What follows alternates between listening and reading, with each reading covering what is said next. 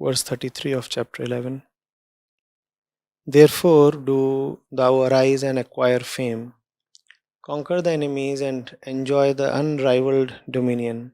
Verily by myself have they been already slain. Be thou merely an apparent cause, O Savyasachin Arjuna. The question reads, what does it mean to be an apparent cause, Nimitta Matra? Who becomes Nimitta Matra? Is it the body-mind complex that we think we are? Why should we become Nimitta Matra? How can we move towards becoming Nimitta Matra? In the previous session, you had mentioned that notions like I am the body, I am the doer, keep us away from Krishna. How can the notion I am the body be eliminated? Nimitt Matra merely means that your center of operation is no more the personal ego. You are allowing your personal system to be governed by an impersonal power. Usually, our personal system is run by, commanded by the personal center. And these two go nicely together. The personal system, the body-mind complex, being commanded by the personal center, which is called the ego.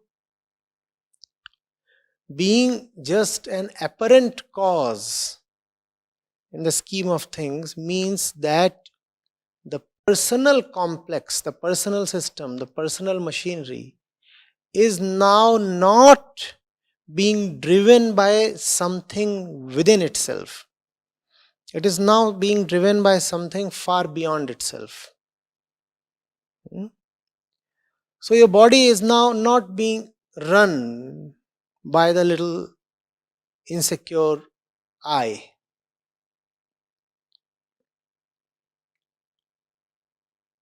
What's the problem when the little internal insecure I runs the body?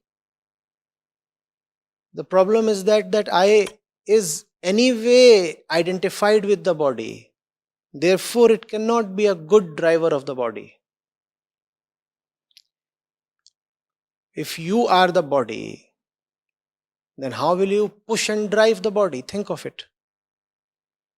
When you say I am the body, then obviously you are referring to the current state of your body, right? And you are that. Now really, what incentive do you have now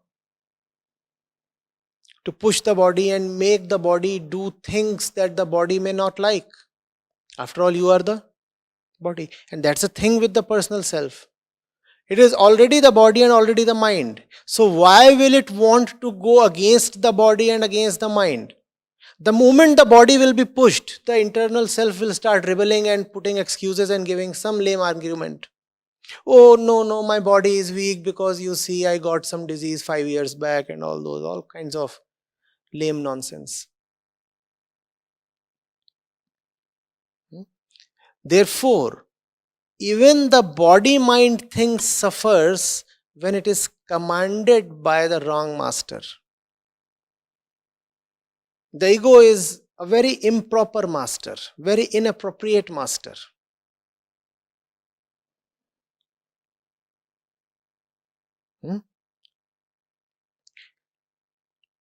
Remember, you can never teach, educate, or correct someone you are dependent on. The ego is dependent on the body. The ego is dependent on the mind. How will then ego make the body do things that the body does not like? How will then the ego make the mind climb to great heights? Are you getting it? When the body will start feeling broken, it is the ego that will feel broken because the ego is dependent on the body. So you push your body a little, and any great endeavor will require you to push your body. You push your body a little, and the ego will start beating its chest and crying and clamoring. and immediately your efforts to push the body will come to a halt. Or they will go to some extent, cover some distance, and then they will stop. The ego can at most tolerate beautifying the body, bettering the body. The ego will be prepared to tolerate the pain that you get when you wax your skin. The ego will be able to tolerate, prepared to tolerate the pain that you get when you hit the gym. But the ego will never be prepared to tolerate submitting the body to a purpose that is not at all bodily. The ego will never tolerate surrendering the body to a great mission that does not care for the body.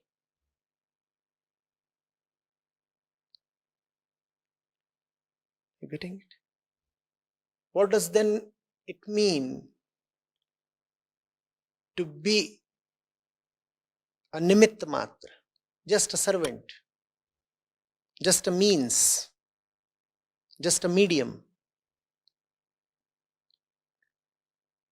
It means that you are relinquishing a post that you actually anyway never deserved.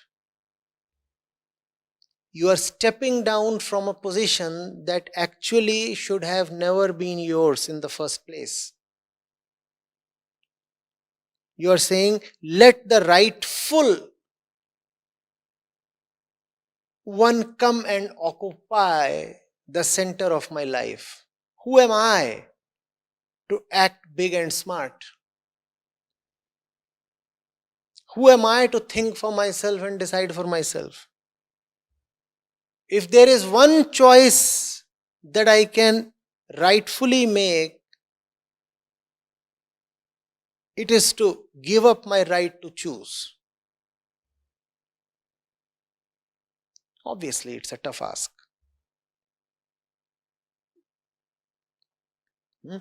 And that's when you are just a means. Some great thing is happening through you.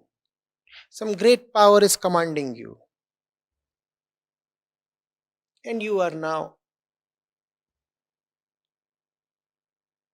being operated by a will beyond the personal. It is only now that you get the right to say that you are a puppet in the hands of the ultimate. It is only now that you get the right to say that you are like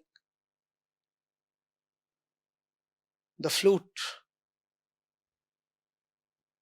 or a piece of hollow bamboo. The wind just flows through you. You do not obstruct it. Outside you have a body. Internally you are free of all resistance. You are just letting the divine operate through you now. Actually, it is not a positive or affirmative statement to say that you are letting the divine operate through you. Practically, all that it means is that you are now no more insistent that your life be run by your personal will. You have given up the seat. Now, who's occupying that seat? You are no more bothered. Your duty, your dharma, was to not to occupy a place you do not deserve. You gave up the undeserving place.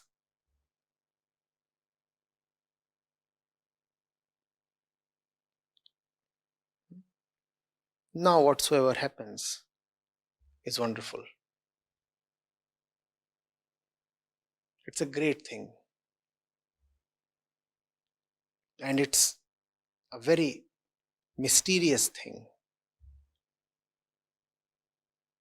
that when you are not confined by personal goals and desires, then you become available to a great work, a wonderful mission. That's what Sri Krishna is trying to enroll Arjuna in. In the event of the Gita, that great mission is the war of Mahabharata. Arjuna is being confined by his personal self. Oh, he's my personal relation. Oh, he's this. Oh, my personal memories. Oh, my personal entanglements. Oh, my personal thoughts and concepts. Oh, my personal taboos. And because of this personal stuff, he is not able to make himself available to Krishna's grand mission. Krishna is saying we have a great mission at hand. We have to fight that evil army. But Arjuna is not available to that mission. Arjuna is available to his own personal stories. Oh, once Bhishma used to probably rock my cradle, and Duryodhana ultimately is my brother. And I remember how we used to play together when we were young. And what will I do with all the property and the power I get by killing my own kin? What will the world say? And haven't I been taught all this in my moral science class? That emotions are higher than material. So, that personal knowledge is not allowing me to fight the Kauravas. This is Arjuna's limited world. The entire exercise of Gita is to rid Arjuna of his personal center. Can somehow Arjuna totally lose his personal self? It is kind of death. You could even say that Krishna is trying to help Arjuna die to his personal and previous self. And that happens. A point comes when Arjuna is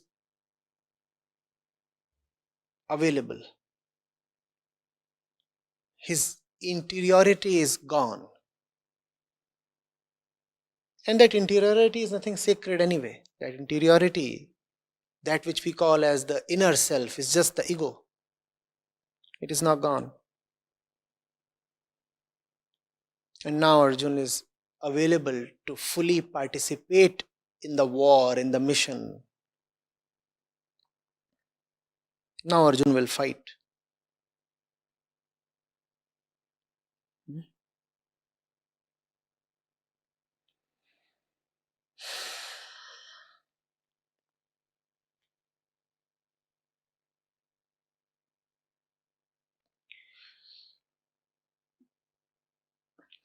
The question, how can the notion that I am the body be eliminated?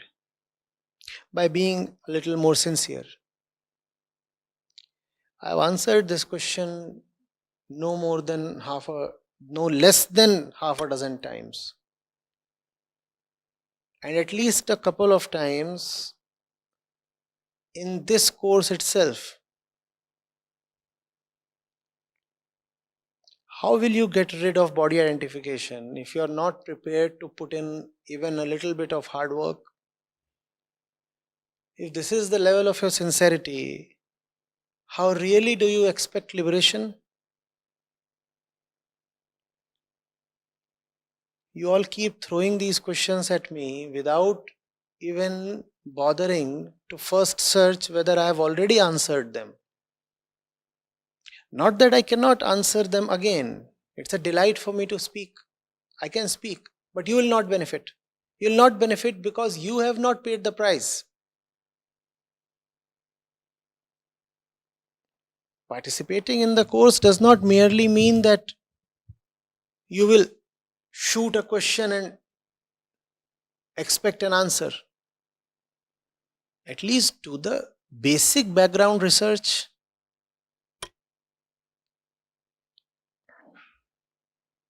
Here itself, and I remember the name of the questioner also, when the same thing in exactly the same words had been asked to me.